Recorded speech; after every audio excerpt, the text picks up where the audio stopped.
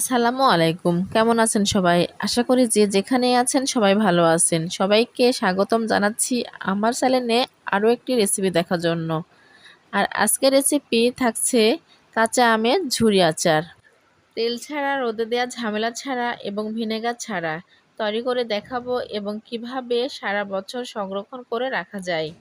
খুব সহজভাবে আপনাদের কাছে রেসিপিটা তুলে ধরবো। আশা করছি আপনাদের সবার কাছে ভালো লাগবে। ভালো লাগলে বেশি বেশি করে লাইক, কমেন্ট, শেয়ার এবং সাবস্ক্রাইব করবেন।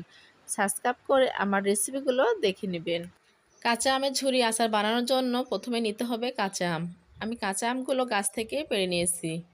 আমি আজকে গাছ থেকে টাটকা আমের আচারটা বানিয়ে দেখাবো। প্রথমে আমরা গাছ থেকে পেড়ে ধুয়ে নিয়েছি। এবার বটির সাহায্যে ভালোভাবে আমরা ছিলে নেব। এভাবে একটা একটা করে সবগুলো আম আমি ছিলে নেব। ছিলা হয়ে গেলে বটির সাহায্যে আমি কাছি কাছি করে কেটে নেব। ঠিক এভাবে আমি কাছি কাছি করে কেটে নিচ্ছি। সবগুলো আম ঘুরিয়ে ঘুরিয়ে আমি এভাবে চারদিকে কেটে নেব। আমার আমটা কাছি কাছি করে কাটা হয়ে গেলে এবার আমি চিকন করে ঝুরি করে নেব। আমি এখানে বটির সাহায্যে আমরা ঝুরি করে কেটে নিচ্ছি। আপনারা চাইলে গেটা দিয়েও কাটতে পারেন। আমি কিভাবে কাছি কাছি করে ঝুরি করে কেটে নিচ্ছি সেটা আপনাদের এবার দেখাবো। আমি ঠিক এভাবে কাছি কাছি করে কেটে নিয়েছি। আমরা ঠিক এমনই হওয়া লাগবে। ঠিক এভাবে কাছি কাছি করে কাটা হলে আমরা ঝুরিটা ভালো হবে। এবার আমি আমটা ঝুরি করে নেব। এক সাইড থেকে এভাবে চিকন চিকন করে কেটে ঝুরি করে নেব। এভাবে সবগুলো আম আমি ঝুরি করে নেব। আমার আমগুলো ঝুরি করা হয়ে গেছে। এবার আমি দেখাবো আমগুলো ঝুরি কেমন হয়েছে। আমার আমের ঝুরিগুলো ঠিক এমন হয়েছে। ঠিক এভাবে ঝুরি করে নিতে হবে। আমার সবগুলো আম ঝুরি করা শেষ। আমি যে গাছ থেকে ৫-৬টা আম পাড়লাম তার মধ্যে একটা আম গাছে লাল হয়ে গেছে। এই আমটা সপ্তাহখানেকের মতো থাকলে গাছে পেকে যেত। এবার আমি এখানে পানি সহ একটা পাত্র নেব। এই পানিতে আমি ১ চামচের মতো লবণ দিয়ে দেব। লবণটা দিয়ে আমি হাতের সাহায্যে ভালোভাবে পানির সঙ্গে মিশিয়ে নেব। মিশানো হয়ে গেলে যে আমগুলো আমি কেটে ঝুরি করে রাখছিলাম সেই আমগুলো আমি পানির মধ্যে দিয়ে ভালোভাবে আমি আধা ঘন্টার জন্য ভিজিয়ে রাখবো।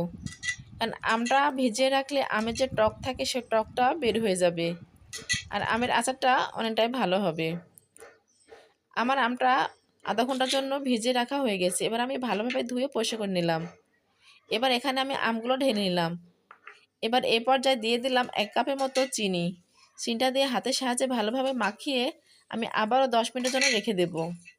চিনি দিয়ে আমটা আমি মাখিয়ে রাখলাম। কারণ চিনি দিয়ে আমটা মাখিয়ে রাখলে আম থেকে পানি বের হবে এবং চিনিটা গলে যাবে। আর আমটা অনেকটাই শক্ত হয়ে আসবে। আমটা আচার বানানোর জন্য আমটা গলে যাবে না। এবার আমি একটা চুলাতে প্যান বসিয়ে দিলাম। প্যানের মধ্যে আমি ৫-৬টা শুকনা মরিচ দিয়ে দিলাম। এখানে আমি আমের জন্য একটা মশলা বানিয়ে নেব। এবার দিয়ে দিলাম ১ চামচের মতো পাঁচফোড়ন। তার সঙ্গে দিয়ে দিলাম ১ চামচ আস্ত জিরে, ১ চামচ মৌরি, ১ চামচ সরিষা। সবগুলো উপকরণ দিয়ে আমি এভাবে ভালোভাবে টেলে নেব। আমি কিছুক্ষণ ভালোভাবে নাড়াচাড়া করে টেলে নিলাম। আমি বেশি ভাজবো না, ঠিক এভাবে আমি ভেজে নামিয়ে নেব। আমার ভাজা শেষ। এবার আমি একই প্যানে আমগুলো ঢেলে দিলাম। আমার আম থেকে অনেক পানি বের হয়ে এসছে। আমি এই পানি দিয়ে আমটা আচার বানিয়ে নেব। বাড়তি কোনো পানি ব্যবহার করব না। এবার নাড়াচাড়া করে ঠিক এভাবে আচারটা বানিয়ে নিতে হবে। এই পর্যায়ে দিয়ে দেব ১ চামচ লবণ। তার সঙ্গে দিয়ে দেব হাফ চামচের মতো হলুদের গুঁড়া।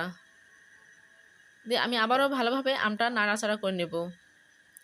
ঠিক এভাবে নাড়াচাড়া করে আমের পানিগুলো শুকিয়ে নিতে হবে। প্রথমে চুলার জাল হাই হিটে রেখে আমটা যখন পানি কমে আসবে তখন চুলার জাল মিডিয়ামে রেখে আচারটা বানিয়ে নিতে হবে।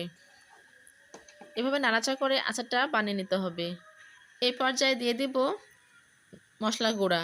আমি যে মশলাটা ভেজে গুঁড়া করে রাখলাম সেই গুঁড়াটা এবার আমি ১ চামচের মতো দিয়ে দিলাম। আমি সবগুলো গুঁড়া ব্যবহার করব না। আমি এখানে অর্ধেক গুঁড়া ব্যবহার করব, সেটা ২ বারে। ২ মিনিটের মতো নাড়াচাড়া করে মশলাগুলো আমের সঙ্গে মিশিয়ে নিলাম। ২ মিনিট পর আমি আবারও এর মধ্যে মশলা গুঁড়া দিয়ে দেব। আমি যে অর্ধেক গুঁড়াগুলো রেখে দিলাম সেই গুঁড়াগুলো এবার আমি দিয়ে দিলাম। গুঁড়াগুলো দেওয়া হলে আমি আবারও ভালোভাবে নাড়াচাড়া করে আচারটা বানিয়ে নেব। ঠিক এভাবে আচারগুলো বানিয়ে নিতে হবে। এবার আমি ৩ মিনিট নাড়াচাড়া করে আচারটা নামিয়ে নেব। আমি এই পর্যায়ে আচারটা নামিয়ে নেব। এর বেশি আচারে পানি শুকাবো না।